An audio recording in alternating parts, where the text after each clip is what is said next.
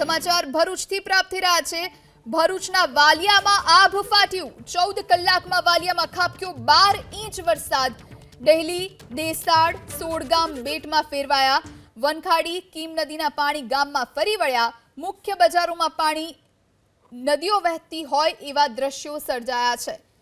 વાલિયાથી અંકલેશ્વર તરફ જતા રોડ પર પણ પાણી ભરાયા છે। આપ દ્રશ્યો જુઓ, આ કોઈ નદીનું વહેણ નથી, આ રોડ રસ્તા છે જેની પરથી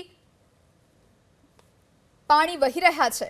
અલગ અલગ દ્રશ્યો આપને બતાવી રહ્યા છે। સંજયનગર, ટોકરી નદી, સોલગામ, દौलतपुर અને દેસાડ ગામ અલગ અલગ ગ્રામ્ય વિસ્તારના દ્રશ્યો છે કે જ્યાં ગ્રામજનોને પારાવાર મુશ્કેલી, કારણ કે નદીઓ બે કાંઠે વહી રહી છે। ઘણી નદીઓમાં ઘોડાપૂરની સ્થિતિ છે અને અત્યંત ભારે વરસાદ ખાબક્યો છે। 14 કલાકમાં વાલિયામાં 12 ઇંચ જેટલો વરસાદ વરસી ગયો છે, જેના કારણે આ સ્થિતિનું સર્જન થયું છે। વનખાડી અને કીમ નદીના પાણી ગામમાં ફરી વળ્યા છે।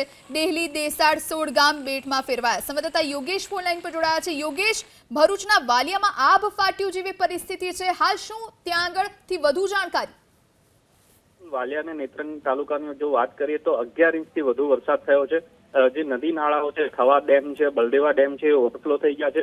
તદુપરાંત જે કીમ નદી છે અને કીમથી ફાટા નીકળતી જે બીજી અન્ય નદીઓ છે એમાં એ પણ ઓવરફ્લો થઈ ગઈ છે।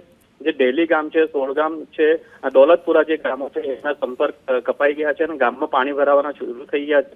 જે ગામમાં ઘરોમાં પાણી ભરાવતા અને સોળગામમાં જે નીચાણવાળા વિસ્તાર છે એમાં પાણી ભરાતા લોકોને સાવચેત રહેવાનું તાલુકા વિકાસ અધિકારી અને મામલતદાર દ્વારા કહેવામાં આવ્યું છે। યોગેશ, કોઈ લોકો ફસાયા હોય એની કોઈ જાણકારી ખરા? જે પૂર્વ જે અભિમાન જે પૂર્વ નિગમ હતું, જે ફોરકાસ્ટ હતું, એના કારણે ગામના લોકોને સાવચેત રાખવામાં આવ્યા હતા અને એમને પહેલાથી બહાર કાઢી લેવામાં આવ્યા હતા। જી આભાર યોગેશ, આપ જોડાઈને જાણકારી આપી તે માટે।